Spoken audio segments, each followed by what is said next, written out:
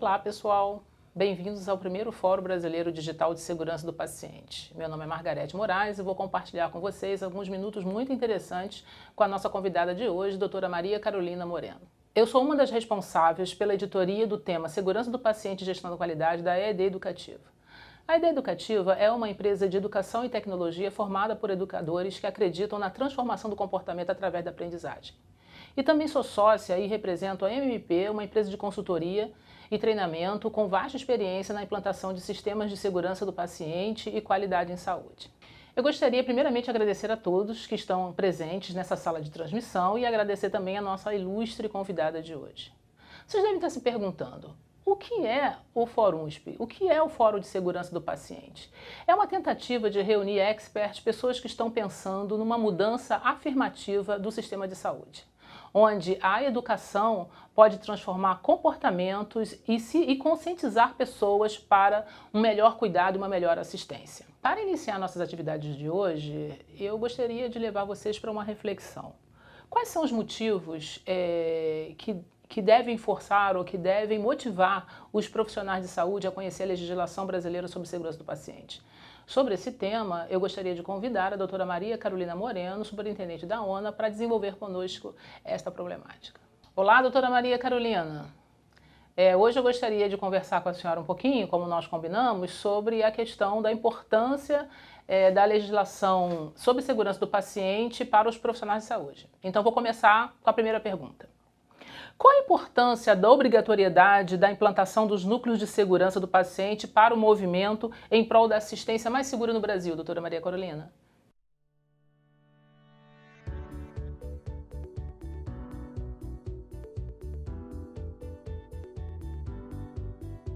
A importância é que, infelizmente, no Brasil, algumas coisas só acontecem quando elas se tornam legislação. Falar de segurança do paciente sem um arcabouço legal dando subsídio era um desafio 50 vezes maior do que ele já é hoje. Então, é importante existir a legislação para que a coisa ganhe a força que precisa ganhar, né? A gente tem problemas enormes e sem o apoio da legislação a gente não consegue obrigar as organizações a encará-los. Eu acho que essa é a principal questão. Com certeza. A segunda pergunta. A senhora poderia discorrer sobre alguns motivos relevantes para os profissionais de saúde conhecerem a legislação sobre a segurança do paciente? Algumas organizações começaram a se preocupar com isso anteriormente à legislação, por uma preocupação com a gestão da qualidade, com o diferencial do mercado, com a busca pelas certificações, né, pela acreditação, que acaba obrigatoriamente passando pela questão da segurança do paciente. Então, organizações acreditadas necessariamente têm que trabalhar com ações voltadas para a promoção da segurança do paciente. Mas ainda é um percentual muito pequeno em relação às organizações de saúde existentes no Brasil. Isso não dá nem 5%. Então, dizer que a segurança do paciente, para que ela seja disseminada entre as organizações no Brasil de forma representativa, a legislação ela é fundamental. Com certeza. Doutora Maria Carolina, que tipos de profissionais precisam conhecer a legislação sobre segurança do paciente? Bom, os profissionais que mais vão ter acesso, que mais vão conhecer a legislação em relação à segurança do paciente, primeiro são os profissionais que já tiveram contato com algum tipo de evento. Então, por exemplo, profissionais que foram atores de eventos adversos graves, que tiveram problemas dentro das suas organizações, e profissionais que trabalham com gestão da qualidade, que se preocupam, que já de alguma forma trabalharam com as questões de tecnovigilância, hemovigilância, farmacovigilância.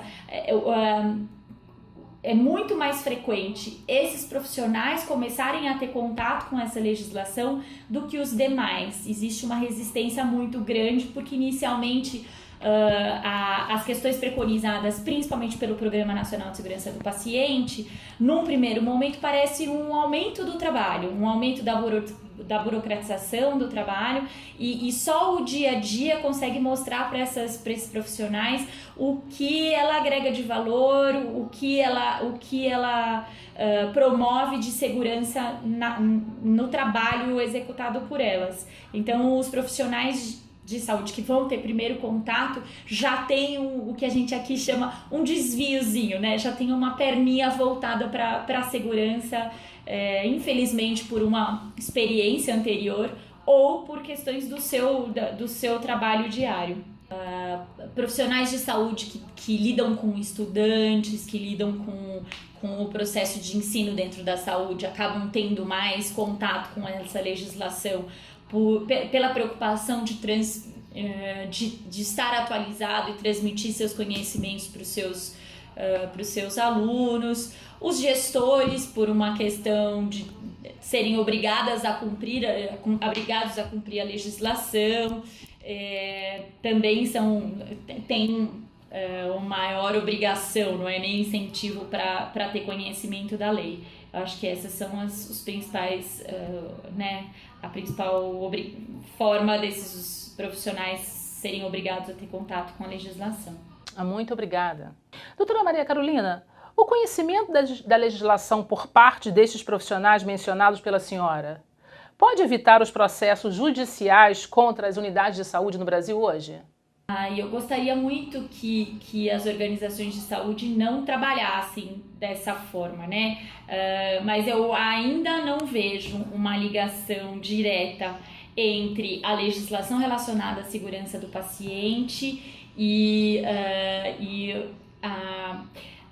a questão de evitar as questões ligadas à judicialização. Os hospitais não veem esse vínculo, principalmente os hospitais, né? Não veem esse vínculo direto. Seria excelente se eles entendessem que a legislação voltada para a segurança do paciente,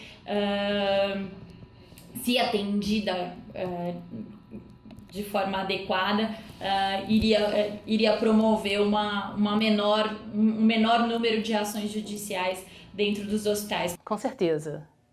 O cidadão brasileiro já possui conhecimento da existência de tais leis, doutora Maria Carolina? Será que ele sabe que essas leis podem protegê-los? O que a senhora acha? Infelizmente, não. Existem uma série de aspectos que influenciam nessa relação do paciente com a organização de saúde, com o seu médico, e a legislação está longe de ser uma delas, né? Eu acho que hoje a população conhece muito o Código de Defesa do Consumidor, a questão de direitos e deveres em relação a consumo, a compra de serviços, mas a relação da assistência à saúde, principalmente nas questões de segurança, ainda está muito embrionária no Brasil. Muito bem. O que pode ser feito para que a legislação sobre a segurança do paciente possa ser amplamente conhecida pela população brasileira? É possível isso? Primeiro, a gente tem que fazer cumprir a lei. Depois, com alguns programas de incentivo, começar a reconhecer resultados de núcleos de segurança que estão trabalhando efetivamente. Porque, além da gente ter o desafio de conseguir que os núcleos sejam instituídos, a gente precisa que esses núcleos sejam efetivos, que eles existam na prática, que eles entendam o porquê de estabelecer um plano de segurança do paciente, como medir os resultados das ações de segurança do paciente implementadas. A gente tem um desafio longo, gradual, e que a força da lei inicialmente ajuda muito. Mesmo os mais resistentes vão acabar tendo que implementar um núcleo de segurança. E aí vem a questão de valorização e de retorno de alguma forma para os hospitais que conseguem efetivamente gerar melhorias a partir das ações do núcleo. Acho que eu só consigo enxergar dessa maneira, a gente solucionar esse dilema aí de conseguir fazer o núcleo ser valorizado dentro das organizações. Dando prosseguimento, doutora Maria Carolina, qual é a contribuição da ONA para a disseminação junto à população sobre a atenção com a segurança do paciente? Será que há uma estratégia de comunicação com a população por parte da ONA sobre a questão da segurança do paciente? Eu acho que a capacitação e desenvolvimento dos profissionais, ela é uma condição sine qua non para a gente conseguir disseminar a segurança do paciente. Mas antes dos hospitais, antes dos colaboradores serem imersos nessa questão de capacitação, elas precisam entender o porquê. Né? Eu acho que a justificativa desse desenvolvimento, desse treinamento, precisa estar muito clara e precisa ser muito transparente. Por exemplo, a identificação de eventos adversos nos hospitais, ela é uma ótima justificativa para que ações de treinamento e de desenvolvimento das equipes sejam instituídas. Se a gente consegue mostrar para eles a importância do treinamento frente ao reconhecimento desses eventos, a gente tem um envolvimento e uma dedicação completamente diferente dessas equipes a partir para esse desenvolvimento, para esse treinamento. Então, a gente precisa justificar, a gente precisa promover uma consciência coletiva dessas equipes para que elas absorvam esse treinamento da maneira como ele precisa ser absorvido. Perfeito, perfeito. A próxima pergunta, doutora Maria Carolina. Um dos objetivos específicos, né, do Programa Nacional de Segurança do Paciente é a inclusão do tema segurança do paciente no ensino técnico e de graduação dos profissionais de saúde. Como a senhora está vendo o cumprimento desse objetivo? A senhora acha que esse objetivo hoje ele pode ser evidenciado nas escolas de formação dos profissionais de saúde? Então, eu ainda tenho muito pouco contato com a graduação e com a pós-graduação, são contatos esporádicos, mas eu começo apresentando os eventos catastróficos, para mostrar para eles que aquilo pode acontecer com eles. Ninguém sai de manhã e hoje eu vou fazer uma cirurgia do lado errado, ou hoje eu vou fazer uma cirurgia errada no paciente, ou vou fazer uma infusão de droga, vou fazer uma infusão de uma droga errada no paciente errado, ou a questão da vaselina, até por exemplo, da menina que teve foi feita a vaselina na veia ao invés de fazer um soro de hidratação. Eu acho que a primeira questão é colocar todo mundo no mesmo barco. Olha, isso também pode acontecer com você, ou como profissional, ou como paciente, ou né? Então, tanto que a gente há 2 semanas atrás estava trabalhando uma semana da segurança do paciente com o seguinte mote: somos todos pacientes. A gente precisa trabalhar nas organizações de saúde, lembrando que um dia seremos nós que vamos ser atendidos. E a gente precisa buscar um padrão diferente de assistência do que a gente está tendo hoje, genericamente falando, nas nossas organizações. Né? Então, eu acho que a sensibilização é a primeira questão. Segundo, a questão dos gestores precisam ter conhecimento, entendimento e preocupação. Isso deve ser prioridade nas agendas dos gestores e das altas lideranças dentro das organizações de saúde. Perfeito, perfeito. Doutora Maria Carolina, agora uma última pergunta. Como instituir núcleos de segurança do paciente, que é uma obrigatoriedade legal no Brasil a partir de 2013, em instituições que ainda investem pouco em capacitação e desenvolvimento dos profissionais? É possível implantar o núcleo de segurança do paciente em ambientes onde não há interesse no investimento das pessoas? É aí que a lei vem ajudar. Né? A gente precisa primeiro ter o núcleo instituído, olha, é lei. E aí, aos poucos, com incentivos, com programas de valorização das organizações que obtêm bons resultados, conseguir mostrar a importância desse núcleo, o trabalho que ele executa, porque a gente ainda tem um outro desafio, né? A gente além de fazer as organizações instituírem os núcleos, a gente tem o desafio de ensiná-los a como o núcleo deve agir, para que o núcleo serve de verdade, como estabelecer um plano de segurança do paciente e como evidenciar os resultados obtidos. E outra questão importante é porque todos nós somos responsáveis por promover qualidade e segurança na assistência que a gente presta. É uma questão até de responsabilidade profissional, que se existe uma legislação que promove maior segurança na assistência, se existem protocolos que promovem maior segurança na assistência, cabe a mim, enquanto profissional de saúde, que procuro sempre o melhor resultado para o meu paciente, conhecê-las e aplicá-las e executá-las da melhor maneira possível. Acho que é uma questão de comprometimento profissional de cada um de nós. Doutora Maria Carolina, muito obrigada pela sua contribuição. Agradeço também aos presentes nessa sala de transmissão de hoje. E convido vocês a ficar conosco para as próximas entrevistas. Até lá, um abraço.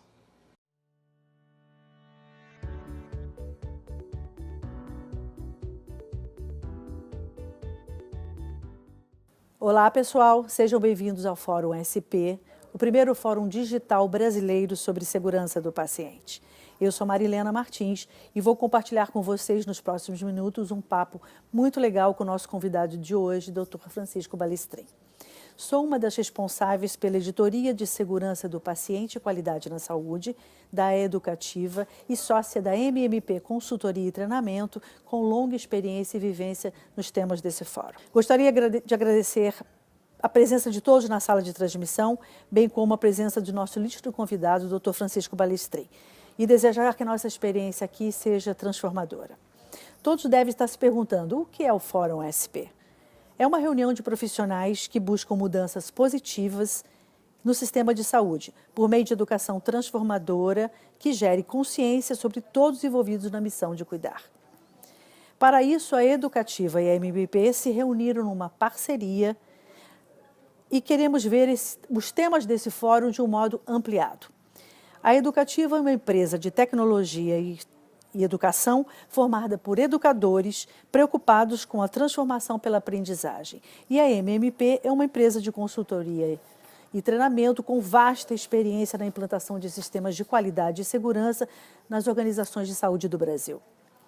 Gostaria de iniciar nossa entrevista fazendo uma questão para reflexão. O sistema de saúde no Brasil está saudável? Para responder esse questionamento, nossa primeira entrevista abordará o tema: por que montar um núcleo de segurança do paciente? Ela traz benefícios para pacientes, familiares, profissionais e organizações? Para responder a essa e outras questões, eu gostaria de convidar o Dr. Francisco Balestrin.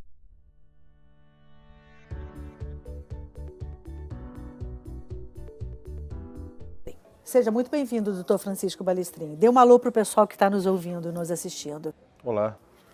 Nós vamos começar a nossa entrevista falando sobre criação de núcleo de segurança do paciente. Se ele traz benefícios para o paciente, para os familiares, para os profissionais e para as organizações. Tá bom, doutor Francisco? Então vamos lá. Com sua experiência em gestão de saúde, como a gestão de segurança do paciente pode trazer benefícios para os profissionais que atuam na assistência? Olha, eu vou até anteceder um pouquinho, não vou falar com minha experiência como profissional na área de saúde, não. Ótimo. Porque eu acho que, ao fundo, no fundo, isso não interessa para os profissionais de saúde, mas interessa exatamente para aqueles que são os grandes usuários do setor, né? Que nós também podemos sê-lo.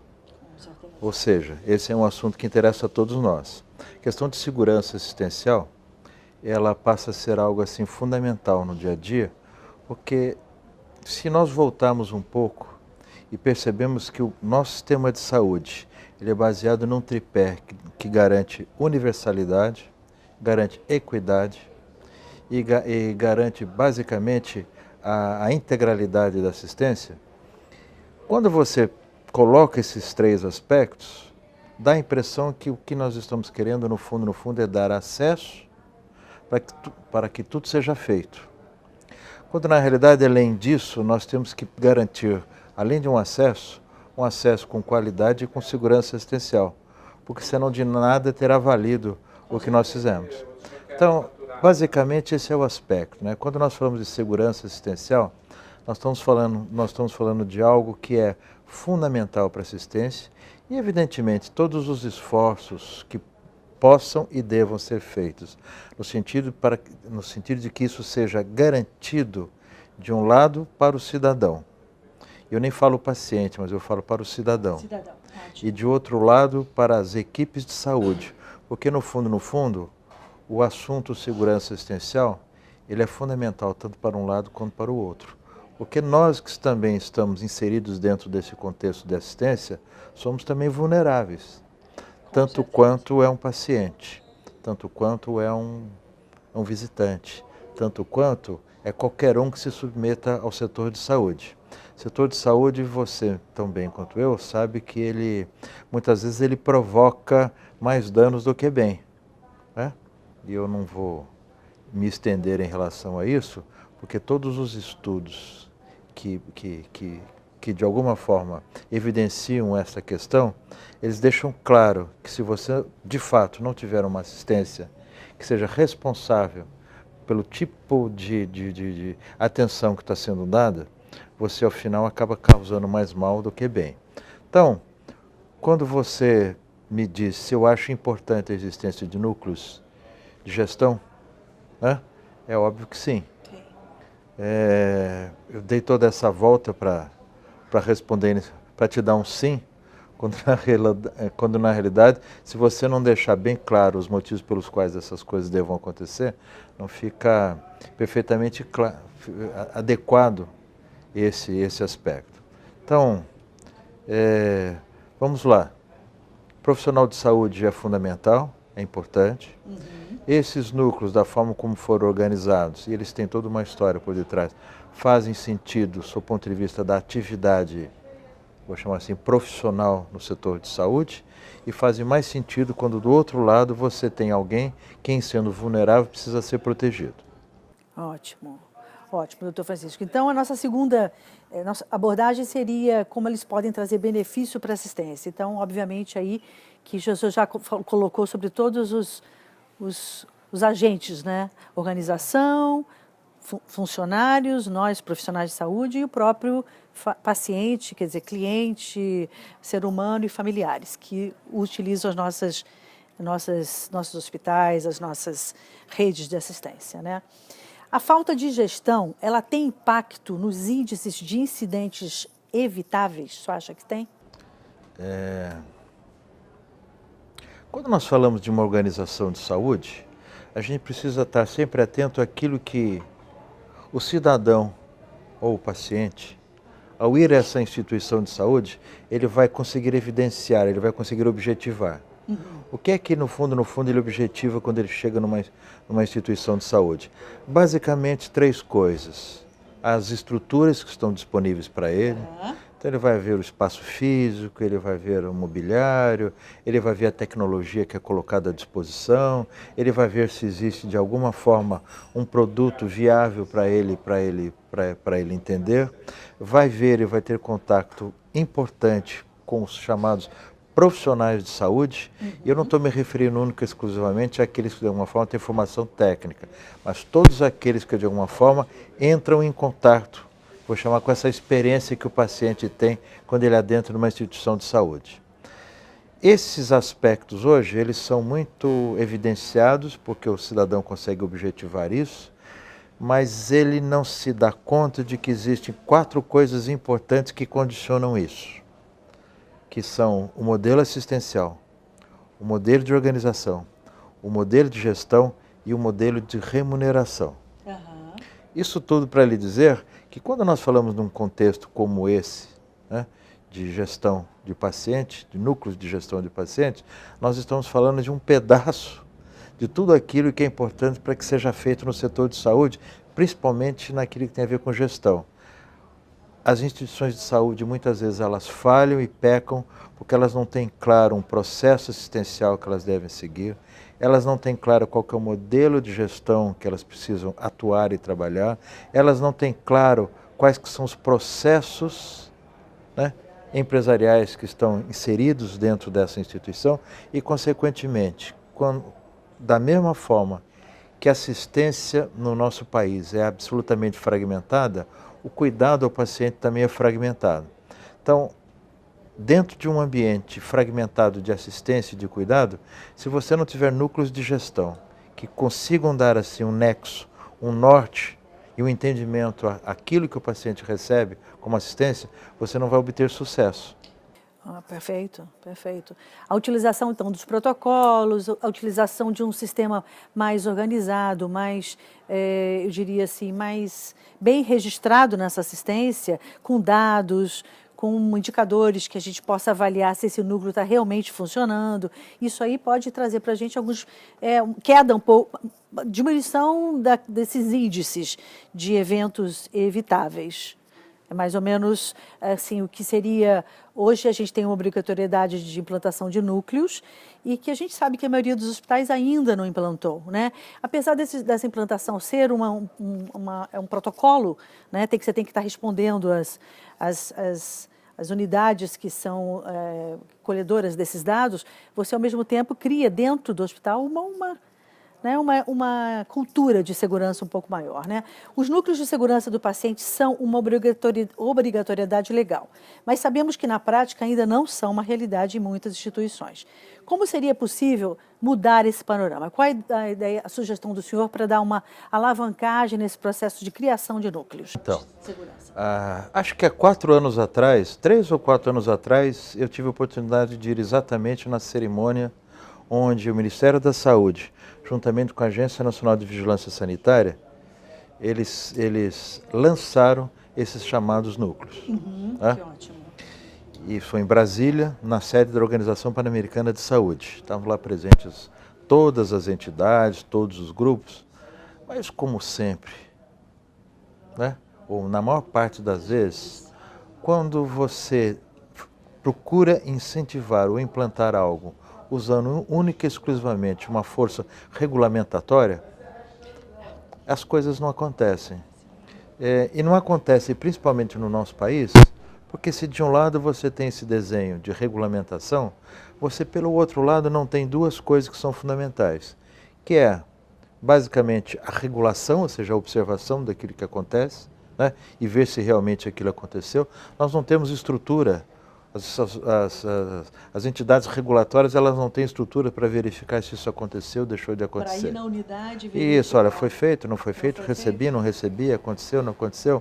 E por outro lado,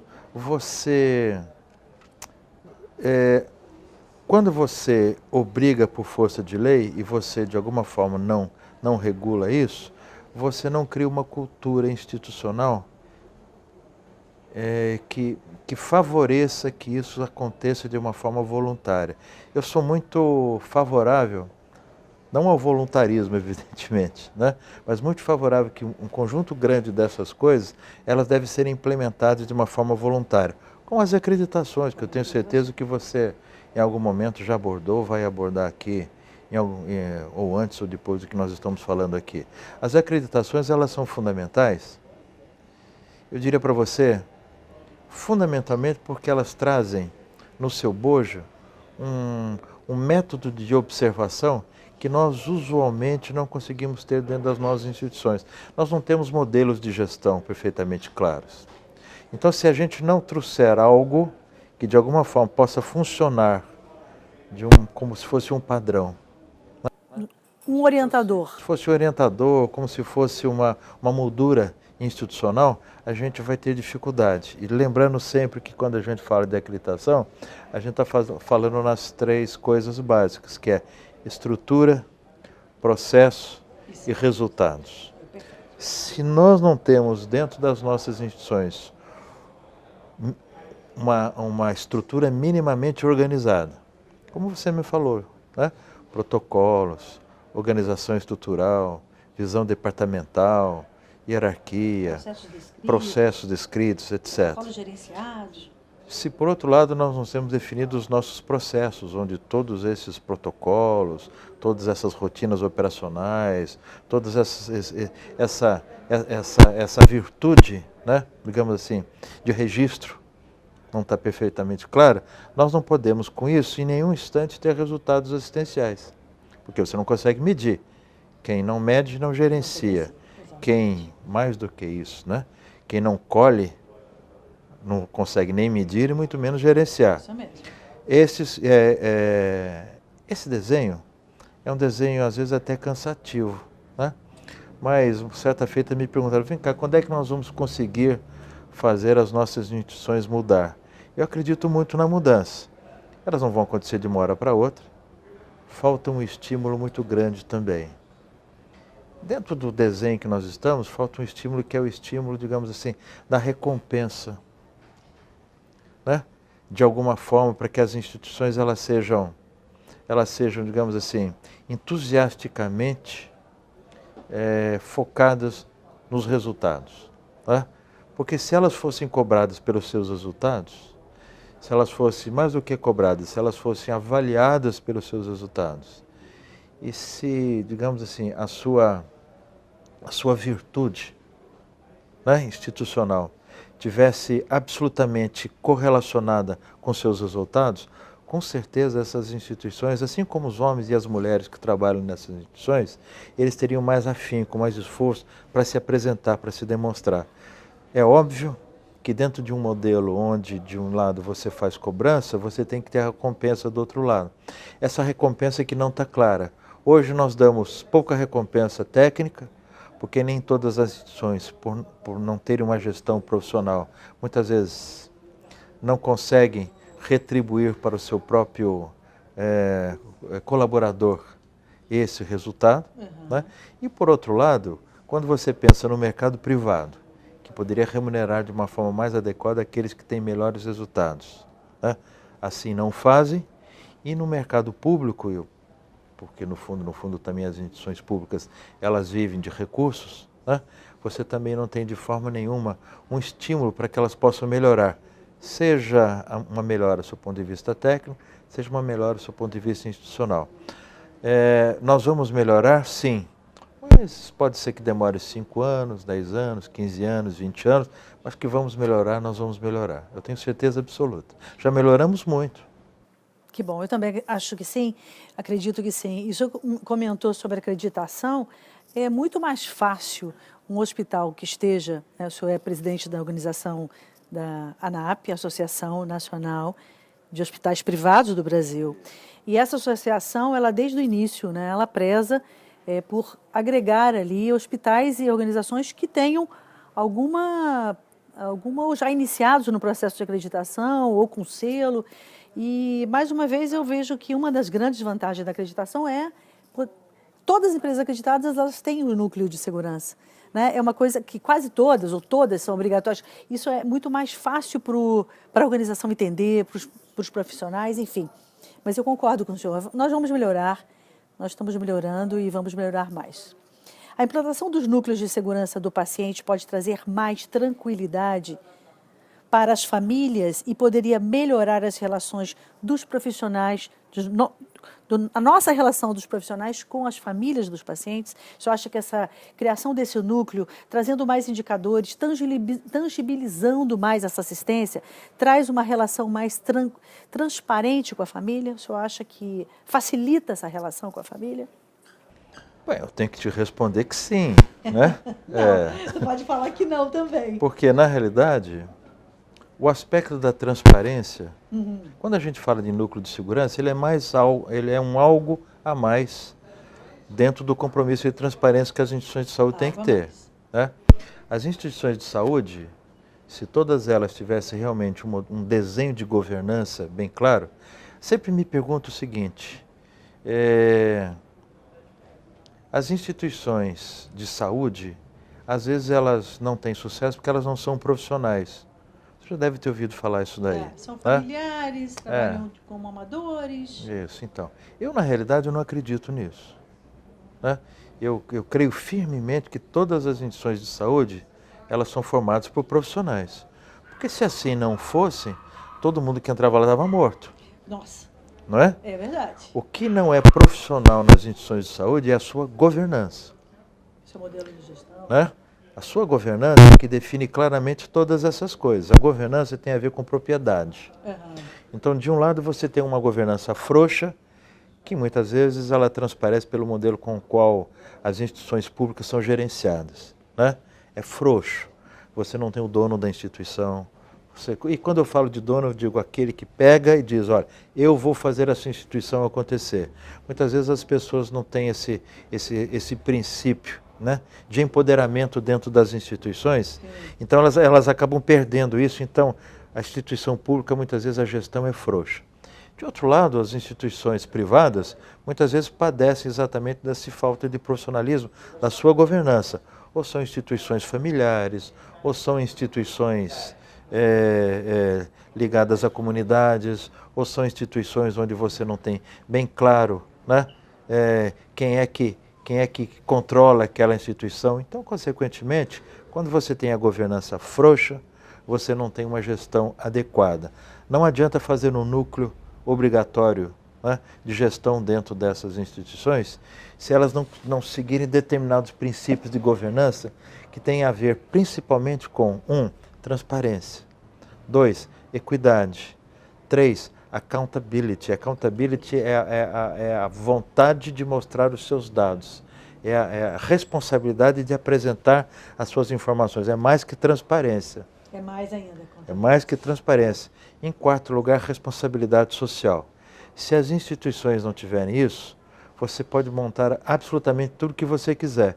Eu estou dizendo isso assim como um estímulo até para que as instituições, elas e aqueles que trabalham nas instituições, saibam que não basta montar única e exclusivamente um núcleo de gestão, né? Um núcleo de responsabilidade, mas que isso seja, no fundo, não algo a mais que foi obrigado por uma lei a acontecer, mas que isso, de alguma forma, realmente, ele faça parte desse desenho de governança. Porque se você não tiver um desenho de governança que é vocacionado para a transparência, de nada adianta você fazer um núcleo que terá todos os dados, mais do que dados, terá as informações, e elas não transparecerem para o público, e muito menos transparecerem para a relação, e você falou muito bem, entre os pacientes, os familiares, os profissionais e a sociedade de um modo geral. Acho sim fundamental que isso aconteça, mas acho que todos nós temos a responsabilidade, eu diria quase que institucional, né, e vocacional, de insistir para que essas coisas todas aconteçam dentro desses 4 princípios de governança. Eu acho perfeito o que o senhor falou, e sempre que a criação desse núcleo for acompanhada por uma mudança, né, de cultura dentro da organização, porque eu também concordo, se for uma coisa obrigatória, de cima para baixo, a gente sabe que isso não funciona. Além de tudo, a gente, mesmo com todas as dificuldades, a implantação do núcleo, ela não é avaliada, ela não é fiscalizada depois, não temos braço para isso, como o senhor já falou, e eu também concordo, no nosso país. O que acontece é que são criados esses núcleos que ficam lá, como eram há um tempo atrás a questão do controle de infecção, lembra? Lá no início, que era uma coisa obrigatória, e só agora é que a gente está vendo, né, com muito mais frescor, muito mais tranquilidade, os dados, né, a troca desses dados entre uma instituição e outra, que lá na ANAP vocês fazem muito bem, por sinal, que é um benchmark muito importante no Brasil. Eu hoje penso que esse núcleo, só a existência dele, pura e simplesmente, ele vai ter que ser, por isso a existência, por isso a gente está fazendo esse trabalho, por isso esse fórum, para despertar nas pessoas que estão nos assistindo essa vontade de mudar um pouco essa cultura. Aproveitar que tem essa orientação, né, essa diretriz do governo sobre a criação do núcleo e nos preparar para que a gente possa transformar esses dados em alguma coisa que nos ajude a controlar os incidentes que são evitáveis, né? A gente sabe hoje que tem alguns incidentes que poderiam ser evitáveis no Brasil, os dados são desastrosos, né, nos nossos hospitais e alarmantes, eu diria, e a gente precisa mexer um pouco com essa cultura, principalmente com esse grupo mais jovem, né, que está nos assistindo, esse grupo de profissionais que ainda estão, às vezes, em formação, né, doutor Francisco? Agora nós temos a última pergunta para depois fazer o nosso fechamento. A implantação, eu gostaria de saber a opinião do senhor sobre a implantação dos núcleos de segurança trazem algumas mudanças na condução do tratamento dos incidentes evitáveis. Como os profissionais de saúde estão vendo isto e como se comportar dentro desse contexto? Como o senhor acha que eles estão recebendo essa notícia de que agora nossos dados vão ser trabalhados com um pouco mais de afinco, que vão ser passados por uma instituição que vai avaliar esses dados, de como nós estamos nos comportando? Como é que o profissional de saúde está vendo isso? Esses eventos, essas coisas muitas vezes não sejam vistos, não sejam analisados, que a gente não deve insistir, para que eles devam acontecer. Então, este momento de você ter esses núcleos é fundamental, né? E nós devemos insistir para que eles aconteçam e devemos ser os primeiros bastiões de resistência, da existência e da implantação desses núcleos dentro de todos os hospitais brasileiros.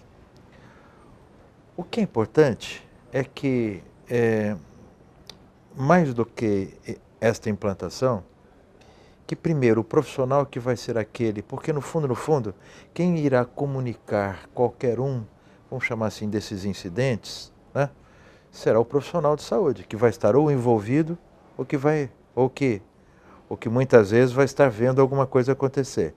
Então, a primeira questão é que as entidades, as instituições precisam se modernizar para entender claramente, por isso que eu insisti no assunto governança, que quando você tem um erro, você tem uma chance de aprendizado. Com certeza. Isso é fundamental.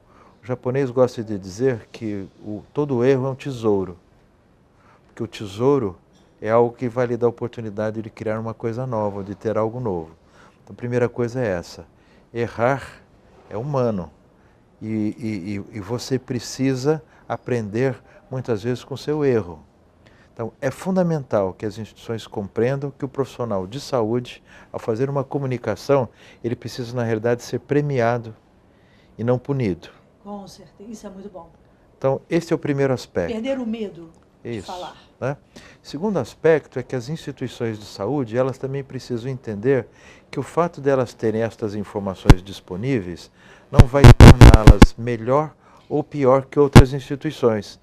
Porque muitas vezes as instituições elas pensam que elas vão entrar num processo de comparação, onde se elas tiverem indicadores tais e quais, e o outro não informar, ou informar de uma forma inadequada, e já vou fazer um parênteses em relação a isso, elas serão mal avaliadas. Isso não é verdade. Dentro dos princípios novos de gestão e de organização, o simples informar já é algo que precisa ser premiado, né? Um dos aspectos que a gente precisa tomar cuidado, e aí é o parênteses que eu queria dizer para você, é que muitas vezes quando a gente fala de indicadores, a gente pode ter esses indicadores todos, eles precisam necessariamente ser checados e auditados. Porque o mero fornecimento de um indicador não significa que ele seja real. Nós, por exemplo, dentro da ANAP, que você já citou algumas vezes, nós não pedimos indicador para ninguém. Nós pedimos numeradores e denominadores. Que bom. De forma que os dados nos chegam brutos, na realidade nem chegam para nós, é uma terceira parte que trabalha para nós essas informações todas, exatamente para manter o sigilo das informações. E essa terceira parte é que processa esses indicadores. E os indicadores depois eles são produzidos, são anunciados de uma forma absolutamente coletiva, onde você também não consegue identificar esta ou aquela instituição. Esse aspecto é fundamental. Então, o aspecto da vontade do cidadão dentro de um ambiente, digamos assim, de camaradagem, de que ele vai estar cumprindo um papel técnico ao informar um erro, vamos assim colocar, das instituições que ao estar informando esses dados, esses erros, essas informações, de alguma forma também vão estar ajudando na construção de um novo sistema de saúde, mais focado na qualidade e na segurança assistencial e na existência de um arcabouço institucional, público, regulatório, que de alguma forma regulamente isso, favoreça isso e trabalhe com dados absolutamente auditados e checados. Isso é fundamental. Que ótimo. E as organizações que fazem parte da ANAP se sentem muito à vontade de trocar essas informações e esses gráficos, esses dados, eles servem de benchmarking para os outros hospitais que não têm a chance, né, de estarem tão bem avaliados como são os hospitais da ANAP. Né? Quando a gente fez esse sistema de informações, né, que a gente chamava na época de SINHA, Sistema de Indicadores Hospitalares ANAP, e que hoje estão inseridos dentro de uma publicação chamada Observatório. Né? Aliás, não sei se eu vou fazer uma pequena propaganda aqui, já que nós lançamos um app, não sei se é assim que se fala, né? Que você pode ir tanto na loja da Apple ou na loja lá do Android e baixar o app da ANAP. Está escrito ANAP, você baixa esse app e todos os indicadores, todas as nossas publicações estão absolutamente disponíveis de uma forma graciosa. Todos os observatórios, o livro branco da ANAP, todas as revistas, todas as notas técnicas, todas as informações, vai lá, é gratuito. Ótimo! Né? É só baixar, não tem nenhum problema. E eu acho que ele serve, como foi criado há 15 anos atrás, porque o que a gente queria é que as instituições tivessem a oportunidade de serem acreditadas. Há 15 anos atrás, o movimento de acreditação ainda não era importante. E você só consegue entrar no mundo da acreditação se você conseguir se comparar. Exatamente. E para você se comparar, você tem que se comparar com um mundo melhor. Porque você tem que buscar um processo de melhoria. Então, quando a gente desenvolveu esse sistema de benchmark, o que a gente queria era que todos nós apresentássemos nossos dados para que nós pudéssemos comparar dentro desse ambiente. E você sabe, acreditação onde você não tem indicadores, ela não acontece. Então, por isso que a gente desenvolveu esse sistema e, de novo, é bom que ele possa ser utilizado como benchmark para todas as instituições e, mais do que isso, tem uma profunda quantidade de informações técnicas e científicas lá, seja de operacionais, seja de qualidade assistencial, seja de indicadores de produtividade, que são fantásticos para qualquer usuário que queira se aprofundar no tema. O senhor falou que a acreditação precisa desse benchmarking e você, no nível de excelência, no nível 3, você precisa confirmar, fazer essa comparação confirmada. Né? Não é que você tenha que ter os melhores resultados, mas você precisa ter uma diretriz, alguma coisa com que você tenha que se comparar. Muito bom, muito bom. E muito bom a propaganda que o senhor fez aí, que eu não sabia também, vai baixar rapidinho no meu celular esse aplicativo. Para a gente fechar aqui a nossa entrevista, doutor, nosso bate-papo, doutora Balestrin, o que o senhor, alguma dica para os nossos o pessoal que está nos assistindo, alguma dica sobre como é que a gente faz para melhorar a forma, melhorar e tornar mais abrangente esse nosso tema? Como é que a gente faz? O senhor já disse aí, vamos insistir, vamos investir na criação dos núcleos de segurança, independente de qualquer coisa. A gente sabe que tem muita coisa para melhorar, mas que dica o senhor daria para que a gente possa alavancar esse processo e isso se tornar uma realidade a médio e longo prazo que seja no Brasil? Bem, é difícil dar uma dica para as pessoas de um modo geral, mas eu posso fazer alguns comentários. Ótimo. Né? O principal que eu faria é o seguinte, que nós profissionais de saúde, eu sei que a gente talvez esteja nesse instante, assim como o resto do país, com a nossa autoestima um pouquinho baixa. Né? Mas nós temos que ter claro que nós somos os profissionais mais importantes que existem nesse país. Eu falo isso com muita convicção, porque a saúde é o único bem que não podem tirar de nós. E é o único bem que nós somos os principais responsáveis. Eu não concordo muito com aquele disco que diz que saúde é um direito de todos e um dever do Estado. Eu acho que saúde é um dever de todos, antes de mais nada. Ou seja, se saúde é um dever de todos, nós que somos aqueles que primariamente nos responsabilizamos por isso, somos aqueles que melhor temos que estar preparados para ajudar o próximo nesse caminho. Né? E, então essa é o grande estímulo que eu queria dar para os colegas. E por último, dizer uma frase que eu sempre acho interessante, né? Que é de um dos grandes patronos da área de saúde no nosso país, e agora que a gente está falando tanto de AIDS, chikungunya e zika, que foi o Oswaldo Cruz, que ele dizia o seguinte: não esmorecer para não desmerecer. É isso aí, gente. Muito obrigada, doutor Francisco. Foi um grande prazer bater esse papo com o senhor. Obrigado por trazer para a gente essa experiência e todas essas dicas para os nossos ouvintes. Vamos lá, espero que sirva.